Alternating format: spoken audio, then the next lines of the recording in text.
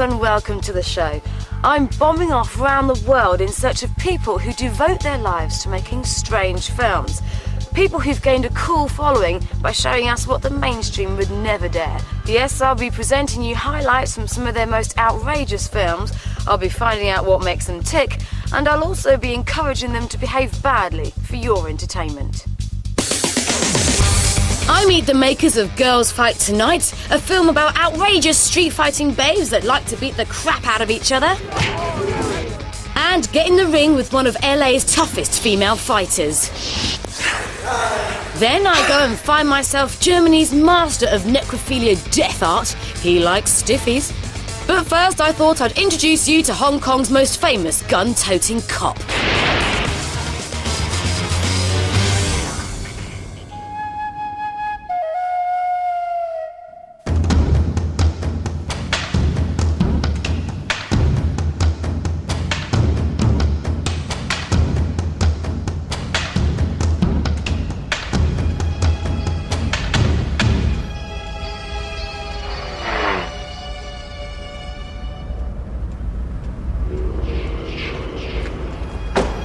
The problem with Hong Kong is that you never know which triad's going to try and hit you first.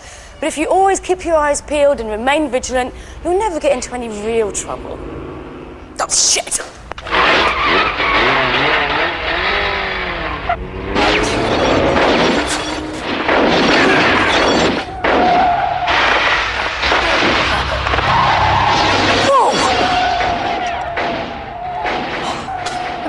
When you do find yourself in the middle of a gunfight, the cops never seem to show up. Okay, come on then. Come on. Yeah. You can't even shoot blanks. Well, it looks like I didn't need the fuzz after all. Now I can interview a man who has shown up as a cop in literally hundreds of Hong Kong classics, and his name is Danny Lee. One of his bloodiest movies is John Woo's epic The Killer. Crouching Tiger's very own Chow Yun-fat is a hitman in the film, and Danny plays a hard-boiled cop given the task of tracking him down. How many films would you say you've played cops in? Over 50, I think. I like to be a cop. Do people ever mistake you for a real cop? A lot. I've been arrest some people. You've arrested people? Yeah. When I was in location filming, some gangs come. They want blackmail. They want 5,000. Luckily, Danny was playing the part of a cop at the time, and he convinced the triads that he really was the law. I walked in their face, I'm very serious. Arrest him. 2 years in jail. The Killer is just one of Danny's on-screen tough guy collaborations with legendary action director John Woo. So I was dying to find out what he was like to work with. He loves the explosions, gunfiring. When he see the explosion, he'll very exciting. When I sit next to him, he'll very happy. He's very happy. What's your favourite scene in The Killer? The first time I chased Chow Yun-fat, I drive this speedboat, you know, and John will ask me, "Are you scared? You drive the speedboat up to the beach?" I said, "No problem. The boat is dead. I killed the boat." So you pretty much do all your own stunts? Yeah. Is John Woo quite safe? Oh, if you like it, you want to do it, let's go ahead. In the film, both Chow Yun-fat and Danny's characters are reluctant to be friends because of their different professions, but that all changes in this one scene. There's a scene in The Killer where John Woo has placed a child in the middle of big gunfire, and I've seen this in quite a few Hong Kong films. Why do you think they do that? That scene makes the audience feel this killer, he got heart, he got feelings. He believes the bad guy not always bad. I feel Chow Yun-fat, he is a good guy, but by law I got to arrest him because he killed somebody. What's it like filming those massive, intense shootout scenes? I remember in Killer, the ending, we was in the church. Wow, all the gunshots, the explosion, the sound, killed me. Every day, few thousand shots in the studio. How long did it take to film? 2 weeks. only takes a couple of days to film an ordinary type of shootout, but because John Woo loves violence, this one lasts for 20 minutes and is one of the most intense scenes of carnage in modern action cinema. Chow Yun-fat nearly lost an eye when a charge exploded near his face. He completed the shot before being rushed to hospital in an ambulance. No doubt Danny organised a police escort with a couple of his buddies. Danny Lee, what a cool guy. Even though he's not a real cop, for some reason, when he's around, you know you're safe.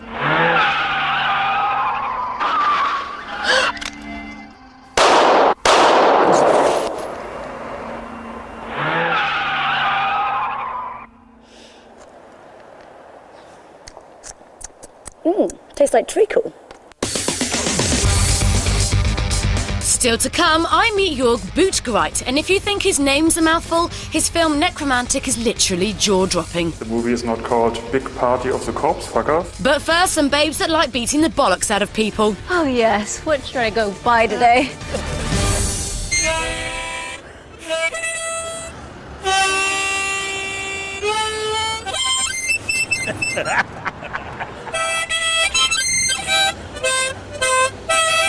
Yes, thank you. I know I'm crap. And if you think this is a humiliating way to earn yourself a bit of cash, you'd be dead, right? But at least it's not half as painful as the money-making scheme that's at the centre of a new film about lowlife in Los Angeles. It's called Girls Fight Tonight, and it's about a Puerto Rican girl called Maxine who fights other chicks for shed loads of cash. And what's even more interesting is that it was inspired by a real-life trend for babe-on-babe punch-ups. Which is why I've come all the way to Tinseltown to find out why beautiful young ladies would want to beat the real-life shit out of each other. But first, I'm going to find out why anyone would want to film young ladies beating the shit out of each other. And where better to begin than by meeting up with the film's director, Anna Clavel. Why did you want to make the film? We have always known that women are street fighters here locally, albeit illegally. We felt that women should have their day in the sun when it comes to fighting. And that's why we ended up with so many real fighters and so very few actors. 3/4 of the girls in the film are real fighters. The film not only features real-life fighters, but also looks at the type of hardship women face at home. If you were here making dinner like you should have been, I never would have found any fucking money. When she comes in with all this money, he cannot fathom that it could be something other than prostitution. What are you, a fucking hooker now?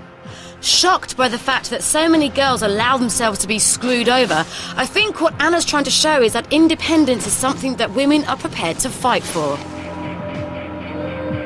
There is an increase of aggressiveness coming from women. I need to wear makeup and I need to punch your lights out. And that's the attitude. I could understand why some women would want to fight, but wondered why anyone would want to watch bitches beat the crap out of each other. So I asked Cece Heidick, who played Ringmaster and Megabitch Lily in the film, to explain the appeal. When they first introduced women boxing, it was #1 in America, you know. Some men, which are pervs, just loved it. Just see two sweaty, gorgeous bodies just pounding each other, you know. And it's a high for women as well because, you know, oh my gosh, maybe I can be a fighter. Maybe I can take control. Have you ever been in a real fight yourself? Yes. Really? Yes. Oh my gosh. Was it all kind of pulling hair or real punching? Real punching. Well, I was doing most of the punching. The other girl was like, "Oh, don't stop, leave me alone." And I was like, okay, maybe I should stop. You know, okay, one hit, that's all you need. Just one hit. One good hit. Cece was lovely, but I felt I needed a man's perspective and caught up with the film's fight coordinator and lead actor Ryan Barreras. I thought he might give me a bit more insight as he'd been in a few scraps himself. The best bar fight I think I've ever seen was between two girls, not between two men. One girl was talking to the other one, just yelling at her. The girl was saying nothing. And next thing you knew, the other girl turned around and straight dropped her. I think women, once they snap, as most men know, they're going to snap and just go at you. What's the reality of street fighting in LA? The last warehouse fight that I did, there was 3 of us that went, another partner of mine and one girl. And when we went, I had 7 fights, she had 5 in one day. She dislocated one girl's elbow, choked 3 out, and knocked 1 out. And this is illegal, right? Well, yeah. What did you bring to the film, having had those experiences? I think you want to keep a film as real as you can. If a lock isn't put on right, and I see it in a movie, or a punch isn't thrown right, it tends to bother me. I just think you lose the realism. Being a woman, obviously, we are endowed with certain biological things that can be annoying. Would that actually be a real disadvantage if you wanted to fight for real and you had these big whopping bazongas in front of you? Obviously, as you probably know, it hurts. It hurts. I wear a cup. And this is fantastic. Look at this. That's fantastic. That is so hard. And I can touch it as well. Thank you. Yay! I wasn't ready to start fighting real brawling birds. To be honest, I didn't fancy getting my tits pummeled, so Ryan agreed to teach me how to take a beating. Oh yes, what should I go buy today? All right, we'll do 2 kicks and maybe a punch. The difference between the movies and real life really is we're selling it. It's a dance. I know what's going to come next. If this were to be a real kick, this would probably go into toss me straight back. But I don't want to leave the frame of the movie. Not for the film. So for the film, what we're going to do is we're going to stay right here. I want to give you a buckle so that you sell the kick, and then the second one's going to come around and get you right. And you just go in that way? Yeah, and then the last thing we're going to do is a punch. You're going to go right round kick, and then straight punch. Straight to the side, okay? All she's going to want to do is come straight across the front of your face, and she'll pass you, okay? So you're going to go really fast. I'll just get whacked in the face. Let's do some practice. You want to try? Yeah. Let's go ahead and line up. Cece's going to bring her knee up and just push it right in your gut. There you go. Very good. And then she'll come around with the right roundhouse kick. And just lift your arm and kind of stop it with that one. All right, so you have to kind of... And take yourself. Good. So she'll kick you right here. And then throw it across. Straight across. That way? Mm-hmm. So that's back And then watch for it. There you go. Good. Oh, very good. Left to my own devices, I would have fought like a proper girl, but it was time to put what I'd learnt into practice. All right, let the best bitch win. Go.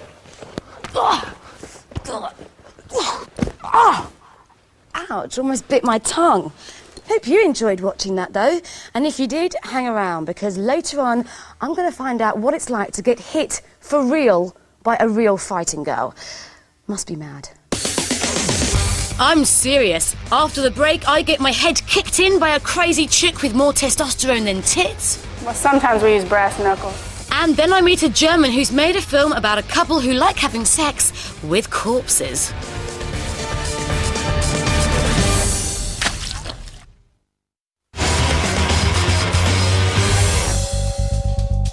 Hello again. Here's a taster of what's still to come. I meet up with the director of Necromantic. It's unmissable because it's gross. But first, the moment you've all been waiting for, I get my head kicked in by a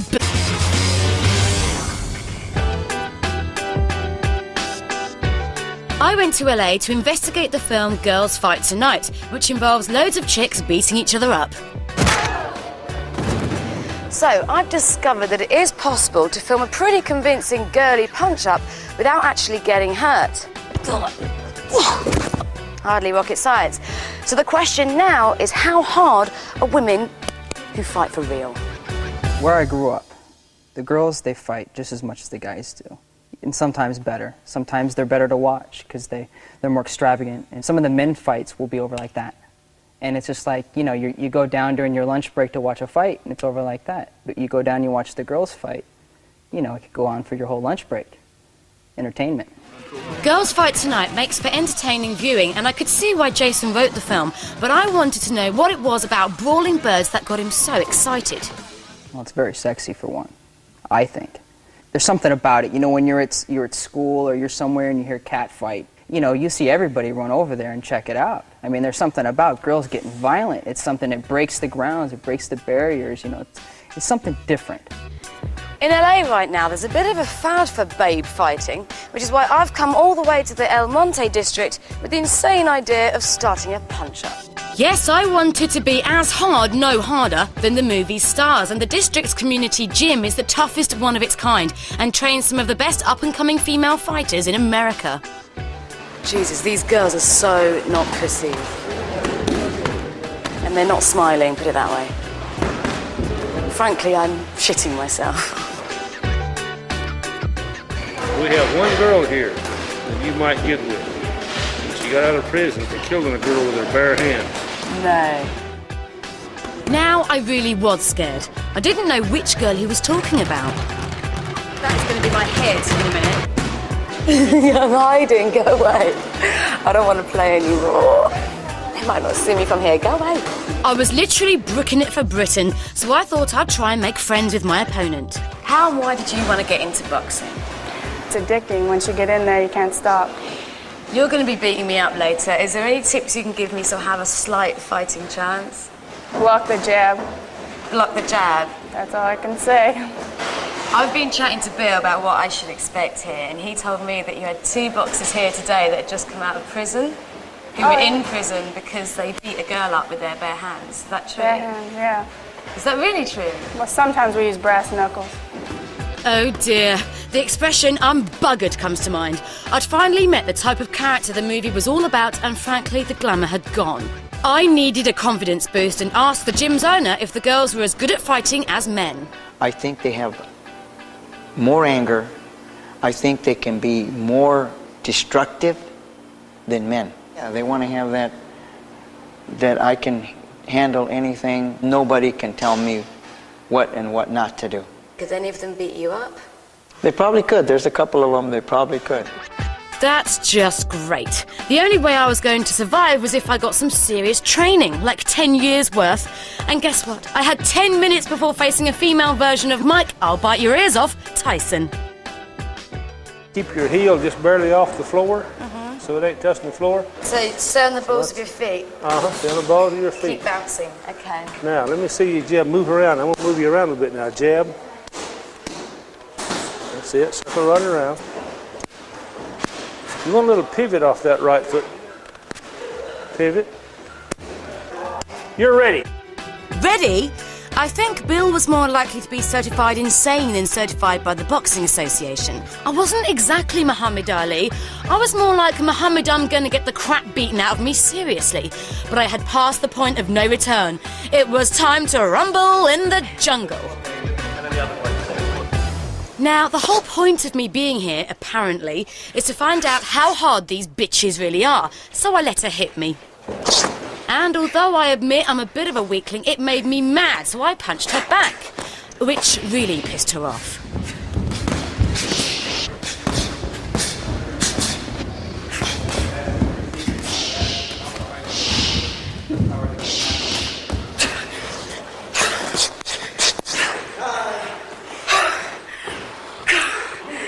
Jesus Christ! Oh, that was horrible. I took about 10 punches right to the face. She had me cornered. I felt like a cowering animal. She's got some fist power on her, that girl. She really has.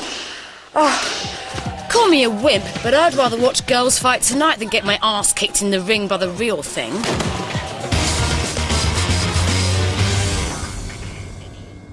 Hello, boys. I've got a message for you. There's nothing more disappointing than a limp dick. But be careful, because there's the odd chick out there who likes her man to be really, really stiff. To find out more, I'm going to meet the German director, Jörg Buchereit.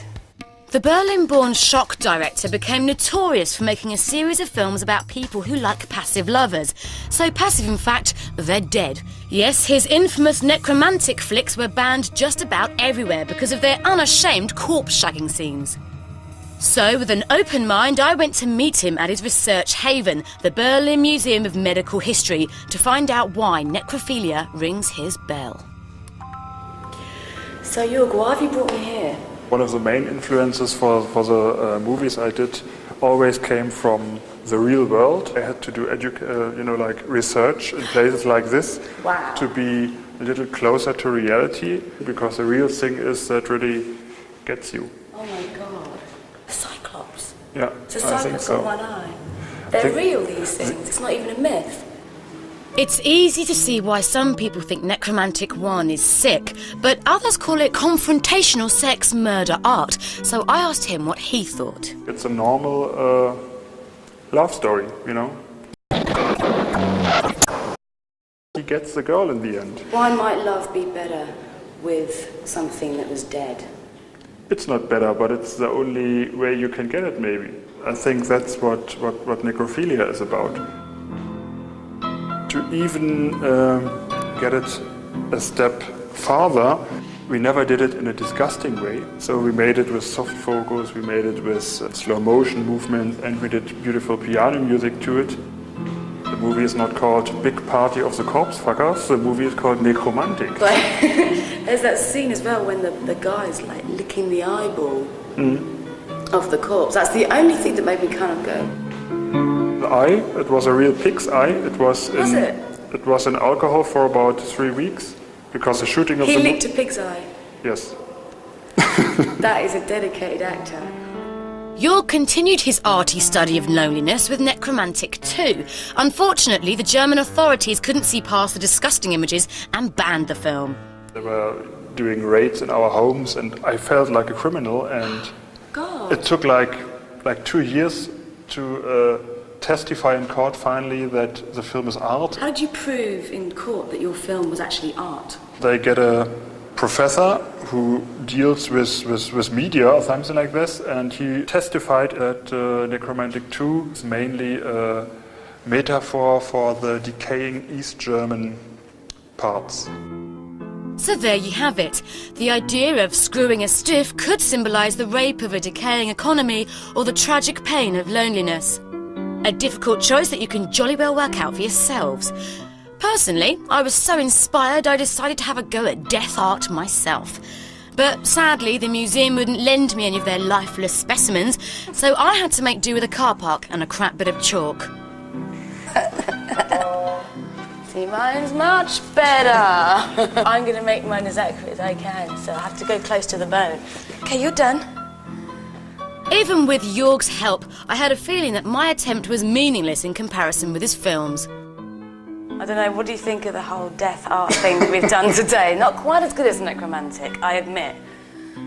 The problem might have been that we were trying to do art.